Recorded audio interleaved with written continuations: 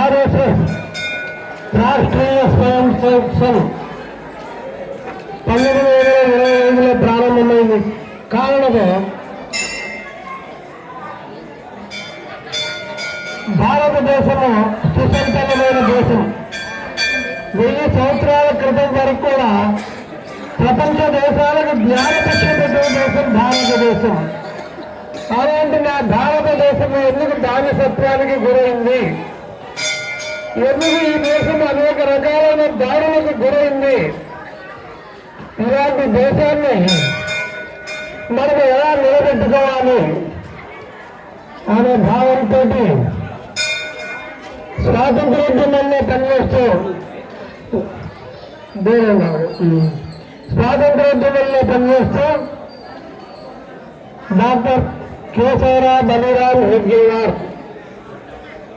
ఆయన బాల్యంలో 9వ సంవత్సరం వయసులో ఎలిమెంటరీ స్కూల్ వెళ్ళే రోజుల్లో విక్టోరియా మహారాణి జయంతి ఉత్సవాలు జరిగినప్పుడు అందరికీ పిల్లలందరికీ కూడా మెడాయిలు పంచుకుంటారు. ఆయన మాత్రం మెడాయిలు తీసుకొని జైల్లో పెట్టుకొని బయటికి పోయి దెబ్బలో పడేస్తాడు. అరే ఇదేంటి ఎందుకు దెబ్బలో పడేస్తామంటే ఆమె మన దేశం కాదు, ఈ దేశాన్ని పరిపాలిస్తున్న భారతత్వంగా మన గురువులు. ఆయన మరో 9వ తరగతిలోకి వచ్చేసరికి ఆ స్కూల్ ఇన్స్పెక్టర్ గారు వచ్చారు. ఆంగ్లేయుడు వందే మాత్రం ఉద్యమం జరుగుతున్న కాలం అది. ఆ కాలంలో స్కూల్ ఇన్స్పెక్టర్ వచ్చినప్పుడు మనూరులో మన బడికి వచ్చినప్పుడు అందరూ లేచి నిలబడి నమస్తే సార్ అని చెప్తాం, గుడ్ మార్నింగ్ సార్ అని చెప్తాం. కానీ ఆయన 9వ తరగతి చదువుతున్న బాలుడైన కేశవ బలరాం హెడ్గేవార్ గారు వందే మాత్రం నినాదం ఇవ్వాలి మనం అన్ని క్లాసు రూములకి చెప్పడమైంది. ఆ స్కూల్లో ఇన్స్పెక్టర్ గారు ఎప్పుడైతే లోపలికి వచ్చారో గదిలోకి వందే మాత్రం అని నినాదం ఇచ్చారు అందరు పిల్లలందరూ కలిసి. అలాంటి వందే మాత్రమే జన్మించి ఇప్పటికీ 150 సంవత్సరాలైన సందర్భంగా పార్లమెంట్లో కూడా పెద్ద చర్చ, దానికి కూడా వ్యతిరేకించడం, విదేశీయులు విధర్మీయులు విజాతీయుల పరిపాలన ఎలా ఉంటుందో అని గత ప్రభుత్వాలు చేసిన విధానాన్ని మళ్ళీ ఎండగట్టుకున్నాయి ఈ ప్రతిపక్ష పార్టీలు. ఇప్పుడు చర్చ అవసరమారు కూడా చెప్పుకున్నాయి పైగా సిగ్గు లేకుండా. అలాంటి ఉద్యమంలో పనిచేశాడు కేశవ బలరాం హెడ్గేవార్ గారు. ఆ తర్వాత చదువు అయిపోయింది, డాక్టర్ కోసం చదవాలి. కలకత్తా విప్లవకారులకి ముఖ్య కేంద్రం అది పశ్చిమ బెంగాల్. అక్కడ చదువుకున్నారు డాక్టర్ వృత్తి. చదువుకున్న తర్వాత మళ్ళా విప్లవోద్యమ కార్యక్రమాల్లో పాల్గొన్నారు అక్కడ పశ్చిమ బెంగాల్లోనే.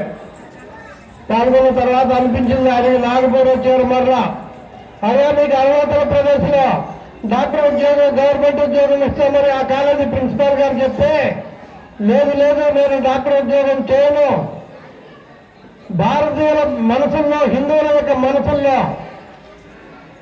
బానిసత భావన ఉంది, అది తొలగింపజేయాలి, దేశభక్తిని రగిలింపజేయాలి, అంతేగాని నేను ఆ ఉద్యోగం చేస్తూ ఉంటే కుదరదు అని చెప్పి నాగపూర్ వచ్చారు. నాగపూర్లో జాతీయ కాంగ్రెస్ పార్టీ కార్యకలాపాల్లో పాల్గొంటూ మహారాష్ట్ర ప్రాంతానికి సేవాదళ్ అధ్యక్షుడిగా ఉన్నారు రాష్ట్రం మొత్తానికి. ఆ తర్వాత 1925 సంవత్సరంలోకి వచ్చేసరికి ఈ స్వాతంత్రోద్యమం నడుస్తూ ఉంది. స్వతంత్రం వచ్చిన తర్వాత మళ్ళా మనం దాన్ని నిలబెట్టుకోవాలంటే ఏమిటి అంటే ప్రజలందరిలో దేశభక్తిని నిర్మాణం చేయాలి, అలాంటి సంస్థలు ఒకటి పెట్టాలి అని చెప్పి 5-6 పిల్లలతో కలిసి పెట్టారు. మరి ఆనాడు పరిపాలన 90 సంవత్సరాల పాటు ఒక వస్త్ర పరిశ్రమ ఈస్ట్ ఇండియా కంపెనీ పేరుతోటి ఈ దేశాన్ని పరిపాలిస్తూ అనేక మందిని మన వాళ్ళని బానిసలుగా విదేశాలకు తరలించుకొని పోయి ఆయా దేశాల్లో బానిసలుగా అమ్ముకున్నారు. మన వాళ్ళని స్త్రీలను కానీ పురుషులు కానీ ఓడల్లో ఎక్కించుకొని పోయి అంతటి దుర్మార్గమైన పరిస్థితులు చేశారు వాళ్ళు. ఆ తర్వాత 110 సంవత్సరాలు ఆంగ్లేయులు పరిపాలన చేశారు. ఈస్ట్ ఇండియా కంపెనీ వాళ్ళు 90 సంవత్సరాలు చేశారు. ఫ్రెంచ్ వాళ్ళు, డచ్ వాళ్ళు అనేకులు లెక్కలా కూడా పరిపాలన చేశారు మన దేశాన్ని. అలాంటి పరిస్థితుల్లో ఏర్పడిందే రాష్ట్రీయ స్వయం సేవక్ సంఘ్. అలా చేస్తూ చేస్తూ చేస్తూ అనేక రకాలుగా దేశవ్యాప్తంగా ప్రచారకుల వ్యవస్థ, హిందుత్వం, దేశము, జాతీయత, దేశభక్తి ఈ పేరుతోటే. దాంతో ఇక్కడ ఉన్నారు ఝాన్సీ లక్ష్మీబాయి. ఆ జీవించింది 19 సంవత్సరాలు మాత్రమే.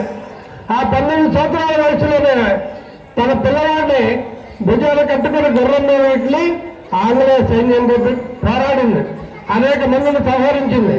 కానీ ఆమె జీవించలేకపోయింది. అయితే ఆంగ్లేయుల చేతుల్లో నేను చచ్చిపోకూడదని చితిని ఏర్పాటు చేసుకొని ఆత్మాహుతి చేసుకుంది 19 సంవత్సరాలు. ఆ తర్వాత జగద్గురు ఆది శంకరాచార్య అతి చిన్న వయసులోనే సన్యాసం తీసుకోవడం, సకల వేదాల సారాంశాన్ని మొత్తంగా ఆస్థానం పంచుకోవడం, దేశం మొత్తం పర్యటన చేసి 4 చతుర్ధామాలు ఏర్పాటు చేసి శృంగేరి, ద్వారక, బదరి, పూరి 4 క్షేత్రాల్లో ధర్మపీఠాలు ఏర్పాటు చేసి తన ధర్మాన్ని జగద్గురుతం చేశారు. కాబట్టి జగద్గురు ఆది శంకరాచార్య అన్నాడు. 32 సంవత్సరాల పాటు ఆయన జీవించింది. మరి సంఘం ఏం చెప్తుంది అనంటే సామాజిక సమరసత, కుటుంబ ప్రబోధన. ఈ కుటుంబ ప్రబోధనలోనే ఇందాక స్వామీజీ చెప్పారు, కుటుంబ ప్రబోధనం ఏమిటి అంటే రామలక్ష్మణ భరత శత్రుఘ్నులు ఒకరికి ఒకరు సహకరించుకున్నారా కానీ విభేదించుకోవాలా, రాజ్య పరిపాలన ఉన్నా లేకపోయినా నిలబడి ఉన్నారు. మరి